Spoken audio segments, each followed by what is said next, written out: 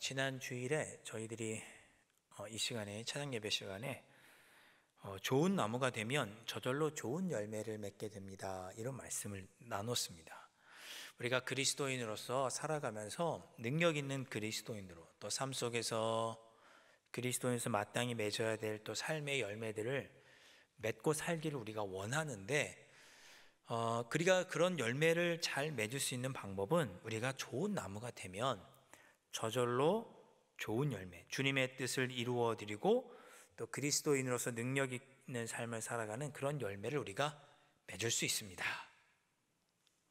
우리가 좋은 나무가 되면 좋은 열매를 맺을 수 있습니다, 이렇게 말씀을 드렸습니다. 좋은 나무는 어떤 나무였죠? 이렇게 얘기하시네요. 네, 얘기하신 것 같아요. 그죠? 그리스도인다운 삶을 살려면 우리가 좋은 그리스도인이 되는 게 먼저 우선이죠. 여러분, 전에도 몇 번 말씀드렸지만 그리스도라는 말은 메시아다, 그런 뜻입니다. 그러니까 예수 그리스도는 예수님이 메시아다, 그런 뜻이에요. 무슨 말씀인지 아시죠? 그러니까 예수님은 이름이고 그리스도는 그의 직책을 얘기하는 거죠. 예수님이 누구신지를 설명하는 말이에요. 그러니까 우리가 참 그리스도인이 되면 예수님을 나의 구주로 고백하는, 나의 메시아로, 나의 주인으로 고백하면 우리가 좋은 나무가 될 수가 있다 그랬습니다. 왜냐하면 우리는 주인이 있으니까 주인 말을 잘 들어야 되잖아요. 그렇죠? 주인 말 안 들으면 멍석말이 당하죠. 주인 말 잘 들어야 신실한 종이죠. 우리가 예수님을 나의 주인이라고 고백한다면 주인된 예수님의 말을 잘 따라야 합니다. 그러니까 우리가 주인의 말을 잘 따를 준비가 되어 있으면 그것이 좋은 나무가 된 상태입니다. 예수님을 나의 주인으로 모시고 그분의 뜻에 내가 무조건 순종하겠다고 하는 마음의 태도가 갖추어져 있는 사람이 좋은 나무예요. 그 사람은 살아가는 동안에 어떤 말씀이 그 마음밭에 떨어지더라도 그 말씀에 순종할 사람이니까 어떤 열매, 어떤 씨앗이 떨어지든지 어떤 열매든지 그가 떨어진 씨앗대로 풍성한 열매를 거두게 될 것입니다. 그래서 좋은 나무가 돼야 되는데, 좋은 나무는 예수님을 구주로 고백하고 나의 주인 되시는 예수님의 말에 무조건 내가 순종하겠다라고 하는 마음을 가진 사람, 그런 마음의 태도가 있는 사람이 좋은 나무다, 그렇게 말씀을 드렸습니다. 생각나시죠? 네, 옆에 분에게 한번 설명해 주시죠. 좋은 나무가 뭔지, 좋은 열매가 뭔지. 설명 다 하실 수 있으리라 믿고, 자, 오늘 말씀도 같은 맥락이라고 보시면 됩니다. 제가 일부러 이 두 말씀을 이어서 2주간에 거쳐서 말씀을 드리는데, 오늘 말씀도 같은 맥락이에요. 24절 말씀, 우리 다 함께 한번 읽어볼까요? 24절 말씀 함께 읽겠습니다. 시작. 그러므로 누구든지 나의 이 말을 듣고 행하는 자는 그 집을 반석에 지은 지혜로운 사람 같으리니. 아멘. 성경에서 말하는 지혜로운 사람이 누구냐? 예수님께서 가르쳐주는 지혜로운 사람이 누구냐면 주님의 말을 듣고 행하는 사람입니다. 교회 안에서도 가장 지혜로운 사람이 누구냐? 주님의 말씀을 듣고 그 말에 순종하며 행하는 사람이 지혜로운 사람입니다. 제가 지난주에 그 말씀을 드리면서 거짓 선지자, 또 주여 하는 사람마다 다 천국에 들어갈 것이 아니고 가짜가 많다, 가짜를 조심해야 된다, 그런 얘기 하면서 동화를 소개시켜 드렸죠. 양의 탈을 쓴 늑대. 오늘은 아기 삼형제, 아기 돼지 삼형제를 설명을 드려야 될 것 같아요. 어떤 돼지가 말이 좀 이상한데, 어떤 형제가 가장 지혜로운 아이냐? 옛날 어느 마을에 돼지 삼형제가 살고 있었어요. 엄마가 쫓아냈습니다. 야, 너희들 각자 집을 짓고 살아, 그랬습니다. 그래서 어떻게 되죠? 삼형제가 각자 뿔뿔이 흩어져서 집을 짓습니다. 저희 교회 집 잘 짓는 분들 많이 계시잖아요. 집을 잘 지었나 이렇게 감독하시는 분도 계시고, 집을 딱 지으라고 해서 집을 짓는데 첫째는 게으름이 많아요. 놀고 싶어 하는 애예요. 그래서 대충 볏집단으로 집을 짓죠. 나중에 늑대가 이제 잡아먹으러 와서 입으로 후 하고 불었더니 그냥 휙 날아가 버리잖아요. 그래서 동생 돼지 집으로 피하죠. 그 동생, 둘째 동생은 어떻게 지었죠? 집을? 나무로 짓죠. 동화책도 안 읽으셨어요, 그죠? 예. 성경 말씀도 안 읽고 동화책도 안 읽고 그러시는 거죠. 자, 그래서 둘째는 먹는 데 집중하는 녀석이에요. 그래서 뭐 잘 먹기 위해서 집도 뭐 대충 지었어요. 나무로 뚝딱뚝딱 지었습니다. 근데 역시 늑대가 잡아먹으러 왔어요. 늑대가 잡으러 와서 입으로 후 불고 발로 툭 차니까 다 쓰러졌습니다. 그래서 막내 셋째 동생 집으로 피난을 가죠. 셋째 동생은 어떻게 지었어요, 집을? 그렇지, 벽돌집. 누군지 똑똑하다. 네. 벽돌로 집을 지었어요. 그래서 아무리 늑대가 발로 차고 입으로 후 불어도 집이 넘어지지 않죠. 집을 잘 짓는 사람이 지혜로운 사람인 거죠. 잘 노는 사람, 잘 먹는 사람이 아니라 집을 잘 짓는 사람이 지혜로운 사람입니다. 늑대가 아무리 이렇게 후 불어도 집이 넘어가지 않아요. 그러니까 어떻게 하죠, 늑대가? 사다리 타고 올라가서 어떻게 해? 그렇지, 굴뚝으로 들어가지. 굴뚝으로 들어가요. 굴뚝으로 내려오죠. 그럼 어떻게 해요? 밑에 불을 피우죠. 큰 냄비에다 물을 담아놓고 불을 피웁니다.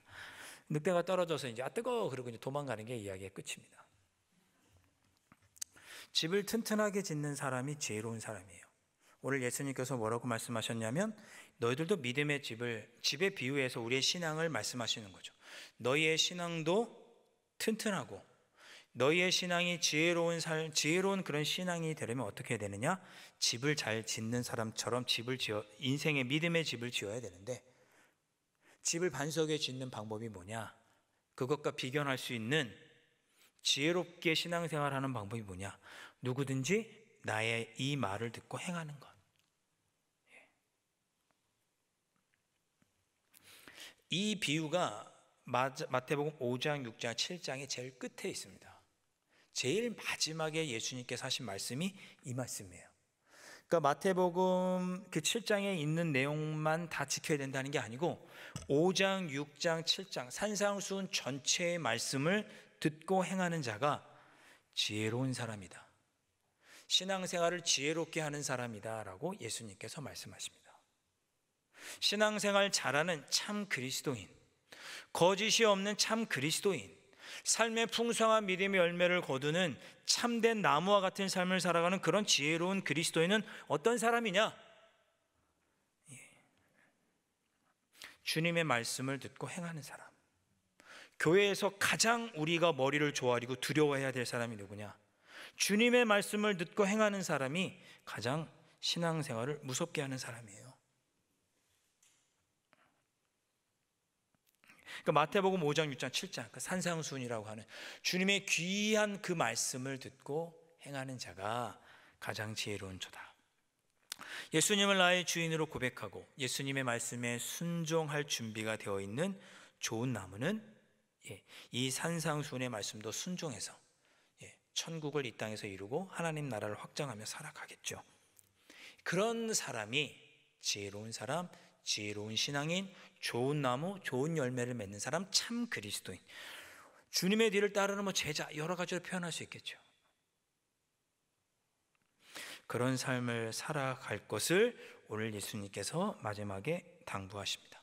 오늘 제가 주일 예배 때 드린 말씀으로 하면 비전에 서는 사람은 어떤 사람입니까? 이런 사람이죠. 주님의 주신 말씀 위에 서서 그 말씀대로 살아가는 사람이 비전에 붙들린 사람이 되겠습니다.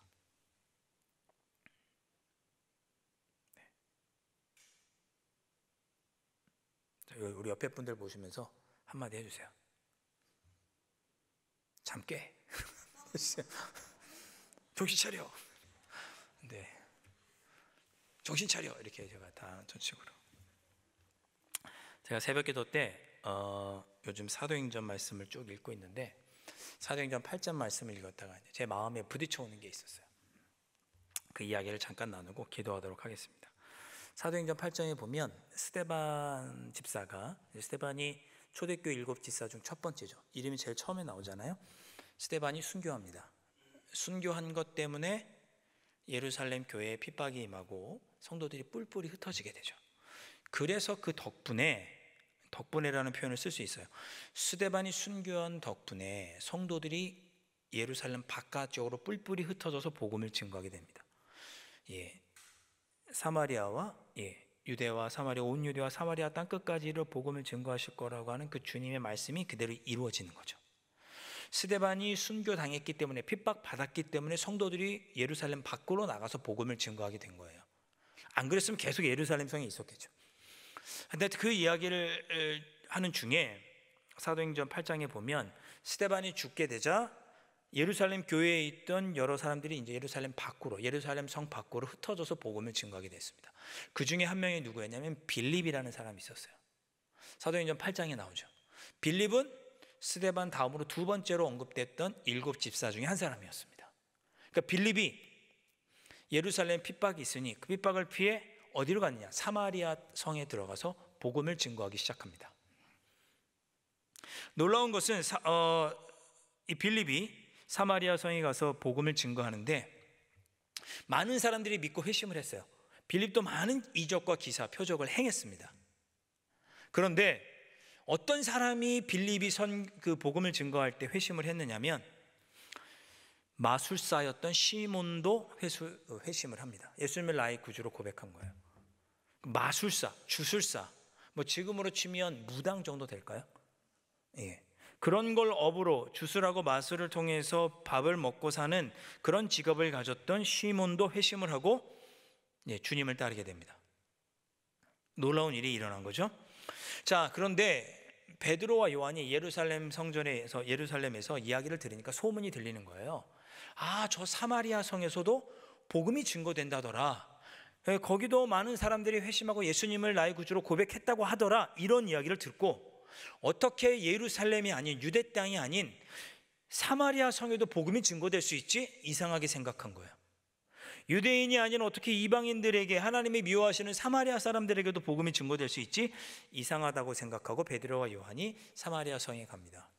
가서 보았더니 복음을 많은 사람들이 영접을 했어요. 그런데 뭐라고 표현하냐면 성령은 경험하지 못했다, 그렇게 기록하고 있습니다.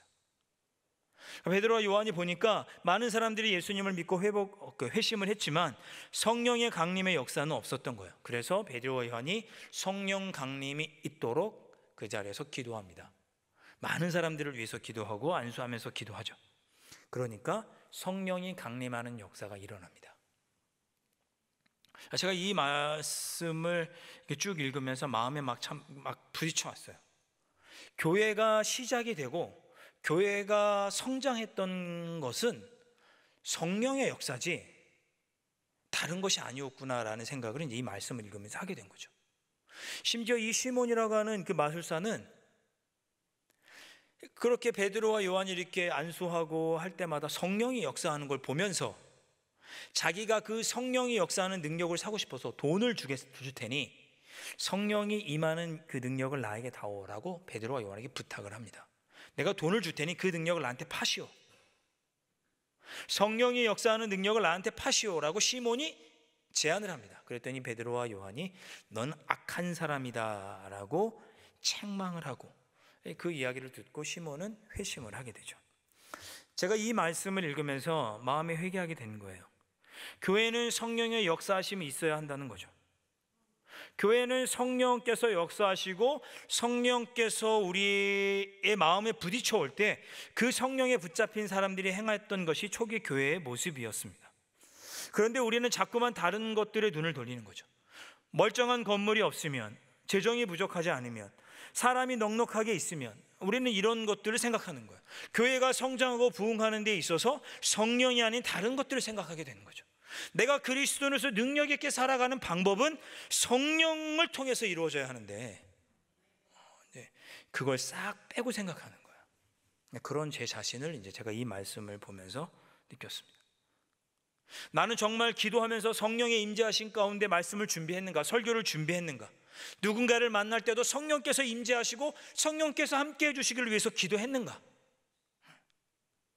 그런 생각을 하는 거죠. 찬양을 할 때도, 오늘 이 자리에서 찬양할 때도 성령께서 역사해 주시기를 바라는 마음으로 기도하면서 내가 찬양했는가, 예배를 드릴 때도 내 마음에 성령이 역사하시기를 간절히 사모하면서 예배를 드렸는가? 그런 생각이 이제 막 마음에 부딪혀 왔습니다. 하나님의 말씀을 읽었더니 성령으로부터 우리가 늘 시작해야 된다는 것을 깨우쳐 주신 거예요. 그걸 제가 깨달았다면 어떻게 해야 돼요? 지혜롭게 살려면 그 말씀 그대로 성령으로부터 제 사역이 시작이 되어야겠죠. 그게 지혜로운 신앙의 모습이 될 것입니다. 새벽기도 나와서 이제 새벽기도 시간에 기도한 거예요. 주님, 정말 제가 성령이 하나님의 도우심과 인도하심 가운데 말씀을 증거하고 사역하기를 원합니다.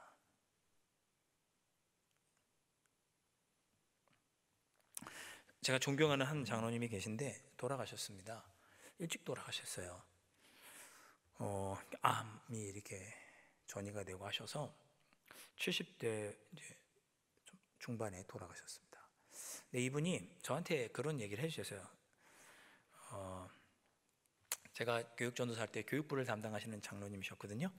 근데 전도사님, 그러면서 저한테 해주신 얘기예요. 자기는 이제 성령의 하나님이 자와 함께 계시는 경험을 했대요. 이분이 그 큰 전자회사에 삼성, LG 다음에 있었던 그 유명한 전자회사의 사장님이셨어요.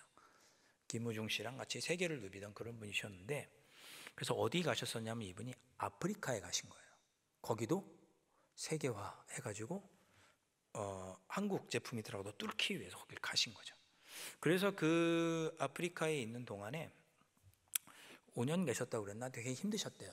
그런데 그분이 그런 얘기를 하세요. 웃으면서 이렇게 하루는 워낙 그 반란군도 많이 있고 막 전쟁도 있고 그래서 아들하고 이제 아내하고 함께 이제 갔는데, 하루도 이제 또 반란 같은 게 폭동이 일어나서 이제 죽을 위기에 처해 있는, 어떻게 될지 모르는 상황인 거예요. 그래서 아무런 티를 내지 않고 아내하고 아들에게는 너 엄마랑 같이 대사관에 가 있어라, 편안하게 이야기를 하셨대요. 그래서 먼저 보내고 나서 자기 혼자 거기 자기 그 회사를 지키고 계시는 거죠. 직원들 보내고. 근데 그 저한테 그 얘기를 하시는 거예요. 목사님, 제가 그때 그 자리에 이렇게 회의 자리에 이렇게 딱 앉아 있는데 제 뒤에서 성령 하나님이 딱 계셔서 저를 딱 붙잡아 주시는 느낌이 나는 거예요. 딱 그러시는 거예요. 자기는 그때 성령 하나님이 계시다는 것을 처음 경험하셨대요. 성령이 하나님께서 나와 함께 계시고 나를 붙잡아 주시고 계시는구나라고 하는 그 경험을 그때 그분이 하신 거예요. 네. 그러면서 저에게 하시는 말씀이, 저는 그때 그 성령 하나님을 경험했기 때문에 저는 어떤 일을 경험해도 두렵지 않고 겁나는 게 없습니다. 전도사님, 저한테 그런 이야기를 하셨습니다. 제가 그분의 그 이야기가 잊혀지지가 않습니다. 나는 나의 등 뒤에서 성령 하나님이 나를 딱 붙잡고 계셔가지고 좌로나 우로나 치우치지 않고 하나님의 말씀을 담대하게 증거하며 살아갈 수 있도록 그 붙잡아 주시는 그 성령의 그 뜨거운 경험을 내가 했는가? 했죠. 했어요. 근데 까맣게 잊고 있었던 거예요. 여러분들에게도 오늘 도전 드리고 싶어요. 여러분, 우리가 지혜롭게 신앙생활하고 싶고 능력 있게 신앙생활하고 싶으시다면 성령이 나와 함께 계시는 경험을 떠올리시고 성령이 나와 오늘도 날마다 함께 계신다고 하는 믿음 가운데 계셔야 돼요. 네. 초대교회는 다 그랬어요. 사도행전 말씀 보니까 그걸 알겠어요. 성령께서 나와 함께 계시는 경험을, 날마다 나와 함께 계심을 알아야지만 능력 있는 그리스도인으로 설 수 있다는 것을 사도행전을 통해서 본 거죠. 그저 오늘 나의 삶이 잘 되고 좋은 사람 만나고 내 삶이 잘 되고 형통하고 이런 차원이 아니라, 내가 그리스도인으로서 그리스도인답게 살기 위해서는 성령의 하나님이 반드시 나와 함께 하셔야 된다.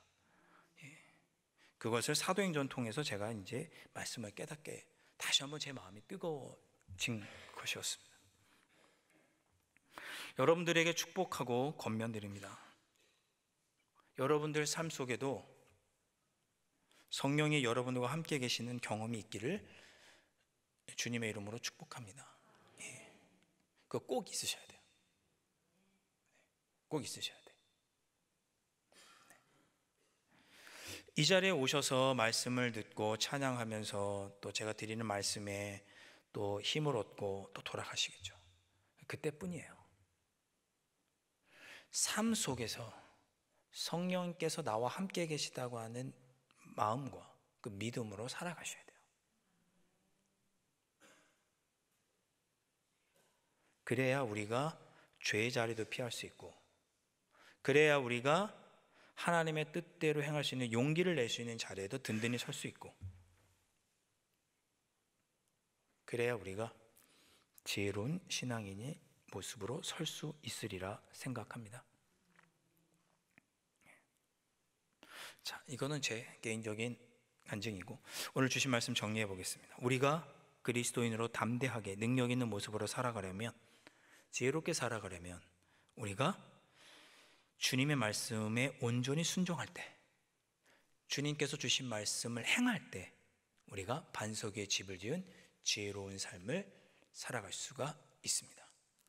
사도행전 말씀에는 그 우리가 반석 위에 설 수 있는 하나님의 말씀으로 어떤 말씀이 주어졌느냐, 성령과 충만한, 성령과 동행하는 삶을 살 것을 말씀하셨고, 그래서 제가 그 말씀을 드린 것이고, 여러분의 삶의 자리에서 하나님께서 여러분에게 오셔서 여러분에게 말씀해 주시는 그 음성을 들으시고 그 말씀대로 행하며 살아서 참으로 능력 있고 지혜로운 삶을, 그리스도인의 삶을 살아가실 수 있게 되기를 주님의 이름으로 축복합니다. 네, 함께 찬양하겠습니다.